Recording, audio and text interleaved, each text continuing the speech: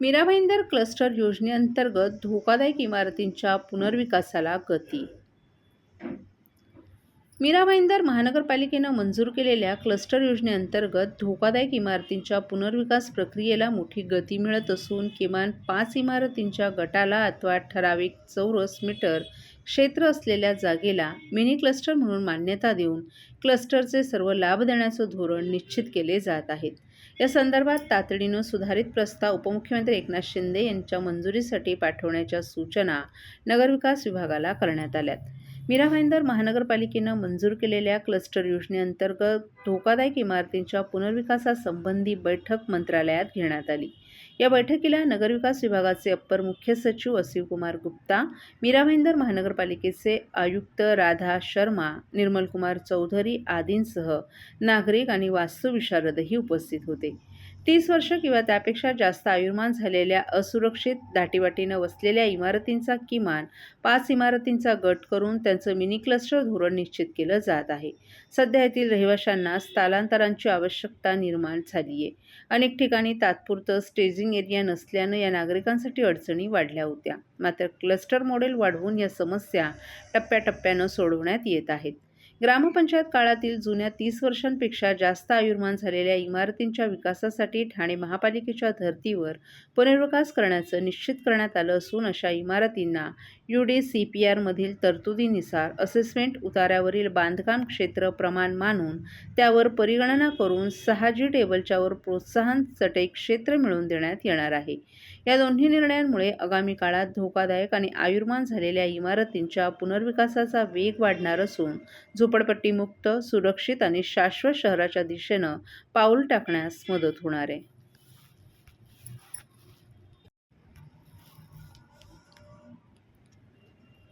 गेल्या अनेक महिन्यांपासून ठाणे महापालिका क्षेत्रातील अनधिकृत बांधकामांवरून पालिका प्रशासनावर टीकेची झोड उठवण्यात आली आहे. तसंच न्यायालयानं देखील पालिकेच्या कारभारावर ताशेरे ओढले होते. त्यानंतर पालिका प्रशासनानं अनधिकृत बांधकामांना अटकाव घालण्यासाठी AI तसंच तक्रार व्यवस्थापनासाठी ब्लॉकचेन तंत्रज्ञानाचा वापर करण्यात येणार आहे. या संदर्भातील प्रस्तावाला महापालिका आयुक्त आणि प्रशासक यांनी प्रशासकीय आणि वित्तीय मान्यता दिली आहे. त्यामुळे आता शहरातील अनधिकृत बांधकामांवर AIची थेट नजर राहील. ठाणे महापालिका क्षेत्रातील वाढत्या अनधिकृत बांधकामांवर तात्काळ आणि प्रभावी कारवाई करण्यासाठी महापालिकेनं अत्याधुनिक तंत्रज्ञानाचा वापर करण्याचा धाडसी निर्णय घेतला आहे. ठाणे शहरात उभे राहणाऱ्या अनधिकृत बांधकामांत शोधण्यासाठी AI तसंच तक्रार व्यवस्थापनासाठी ब्लॉकचेन तंत्रज्ञान वापर करण्यात येणार आहे. यासोबतच विशेष मोबाईल ॲप आणि WhatsApp चॅटबोट विकसित करण्याच्या प्रक्रियेलाही वेग आलाय. महापालिकेनं सर्व अधिकारी आणि कर्मचाऱ्यांना अनधिकृत बांधकामांबाबत सतर्क राहण्याचे निर्देश दिलेत. अनधिकृत बांधकाम आढळताच कायदेशीर प्रक्रिया पूर्ण करून त्वरित कारवाई करण्याची भूमिका महापालिकेनं स्पष्ट केली आहे. त्यात भर म्हणून आता नागरिकांच्या तक्रारींच्या आधारे AI प्रणाली माहिती तपासून संबंधित विभागाला Google लोकेशनसह अचूक सूचना पाठवेल. यामुळे कारवाईतील विलंब कमी होऊन तक्रार निवारण वेगानं होईल असा दावा करण्यात येत आहे.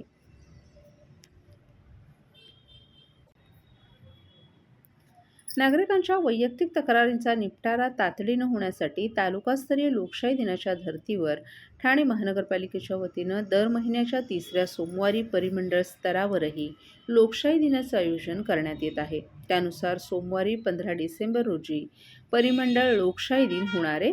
या लोकशाही दिनासाठी नागरिकांनी आपली निवेदनं 1 डिसेंबरपूर्वी सादर करण्याचं आवाहन ठाणे महापालिकेच्या वतीनं करण्यात आले.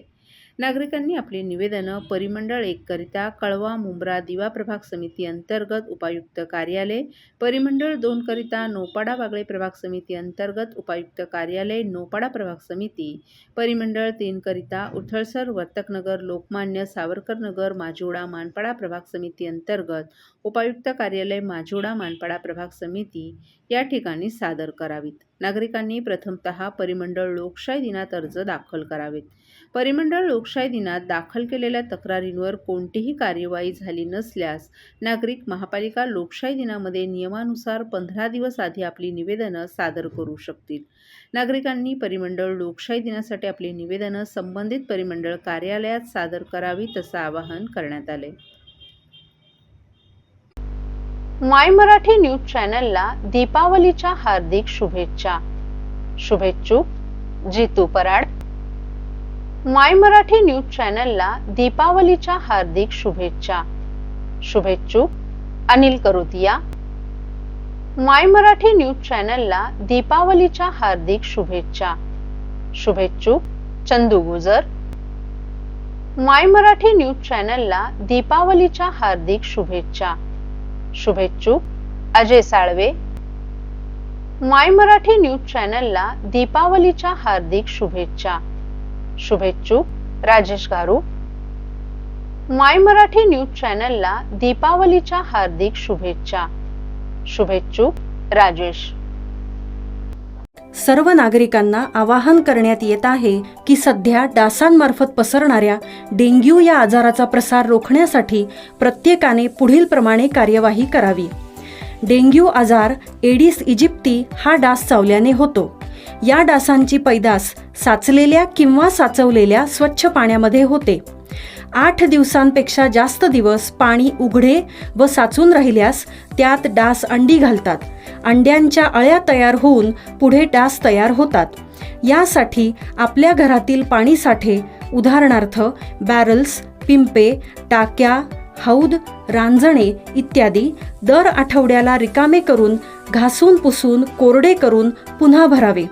1 दिवस कोरडा दिवस म्हणून पाळावा। पाणी साठ्यांना घट्ट झाकणे बसवावीत किंवा जुनी साडी, चादर, धोतर यांनी बांधून झाकून ठेवावीत, म्हणजे डास त्यात जाऊन अंडी घालणार नाहीत। घराच्या गच्चीवर, आजूबाजूला, अंगणात कोठेही पाणी साचू देऊ नये। भंगार सामान उघड्यावर टाकू नये, उदाहरणार्थ टायर्स, प्लास्टिक सामान, कुंड्या, टाकाऊ वस्तू इत्यादी। अशा सामानात पावसाचे पाणी साठून त्यात डेंग्यूच्या डासांची पैदास होते।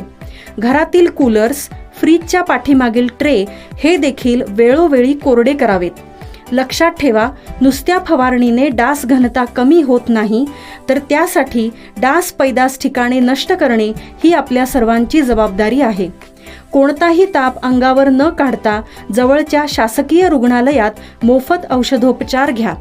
अशा प्रकारे नागरिकांनी सहकार्य केल्यास डेंग्यूचा प्रसार रोखणे सहज शक्य आहे।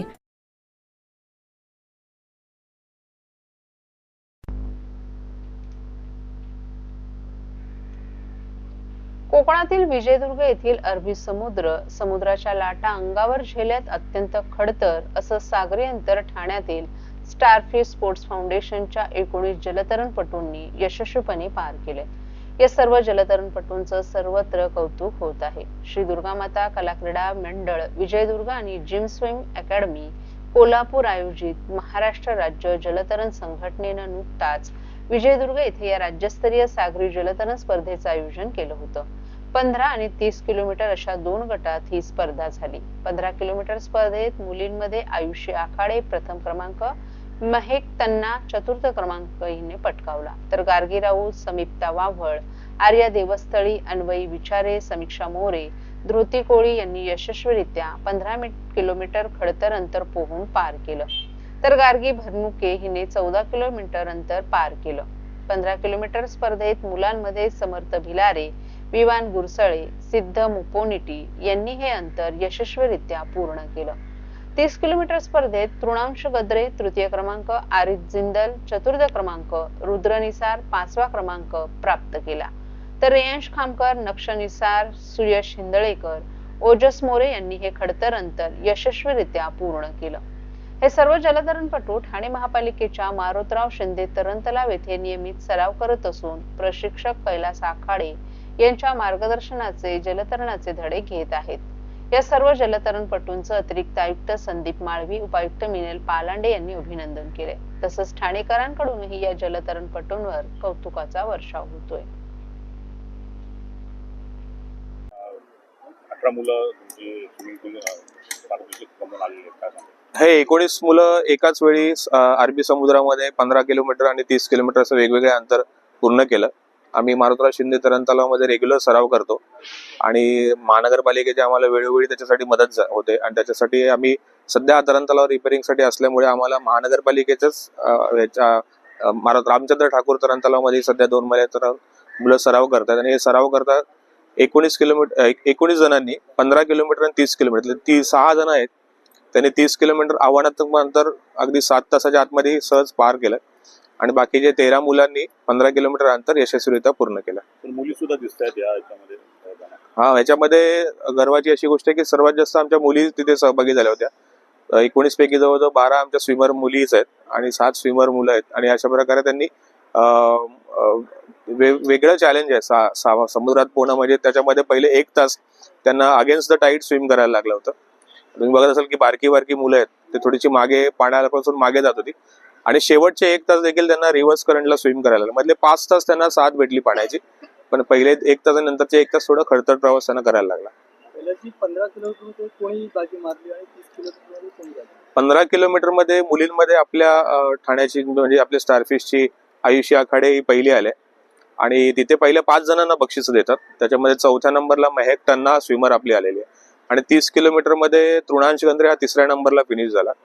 4थ्या नंबरला आरिज जिंदाल आणि 5व्या नंबरला रुद्र निसार असं नीट फिनिश केलं. देशभरातून किती स्पर्धक सहभागी झाले होते आणि आता पुढचं उद्दिष्ट किंवा ध्येय काय आहे? देशभरातून 51 जलतरणपटू या स्पर्धेत सहभागी झाले होते. मोजकीच स्पर्धक सहभागी होतात कारण हे अंतर लांब पल्ल्याचं आहे. 1-2 किलोमीटर नाही ते 30-15 किलोमीटरचं अंतर आहे. त्यामुळे मोजकेच 51 स्पर्धक सहभागी झाले होते.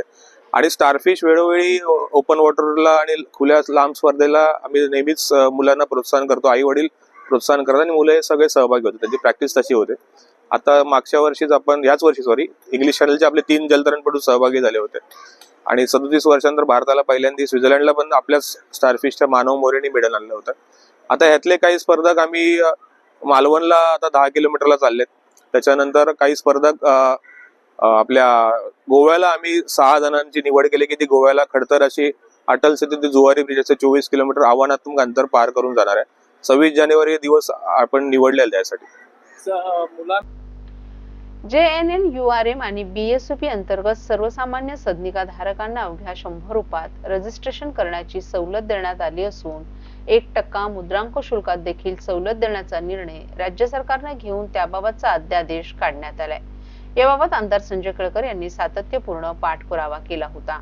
JNNURM आणि BSUP अंतर्गत ठाणे विभागात उभारण्यात आलेल्या इमारतींमध्ये प्रकल्पग्रस्त नागरिकांना सदनिका देण्यात आलेल्या असून यामध्ये 6343 कुटुंबियांचा समावेश आहे. ही कुटुंब आर्थिकदृष्ट्या दुर्बल, मजूर, कामगार अशा सर्वसामान्य लोकांची असल्यानं त्यांना मुद्रांक शुल्क आणि नोंदणी करण्यासाठी लागणारा 50,000 ते 1,34,000 रुपयांपर्यंतचा खर्च परवडणारा नव्हता. त्यामुळे या सदनिका त्यांच्या नावे होण्यास मोठी अडचण निर्माण झाली होती. याबाबत रहिवाशांनी आमदार संजय केळकर यांची भेट घेऊन व्यथा मांडली होती. केळकर यांनी याबाबत राज्य शासन आणि महापालिका प्रशासन यांच्याकडे सातत्यपूर्ण पाठपुरावा करत या कुटुंबांना दिलासा देण्याची मागणी केली होती. अखेर राज्य सरकारने या कुटुंबांना दिलासा देण्याचा निर्णय घेतला असून फक्त 100 रुपयांच्या स्टॅम्प पेपरवर नोंदणी आणि 1% मुद्रांक शुल्कात सवलत देण्यात आली आहे. त्याबाबतचा अध्यादेश नुकताच काढण्यात आला असून यामुळे BSUP इमारतींमधील हजारो नागरिक कुटुंबियांचा सदनिका नावे करून घेण्याचा मार्ग मोकळा झालाय. याबाबत बोलताना केळकर यांनी आपण याबाबत 5 पत्र दिली असून राज्य शासन आणि महापालिका प्रशासन यांच्याकडे पाठपुरावा सुरू ठेवल्याचं सांगितलं. राज्य सरकारनं याबाबतचा अध्यादेश काढल्यानं BSUP इमारतींमधील सुमारे 50,000 रहिवाशांना त्याचा फायदा झाला असल्याचं सांगत केळकर यांनी मुख्यमंत्री देवेंद्र फडणवीस यांचेही आभार मानलेत.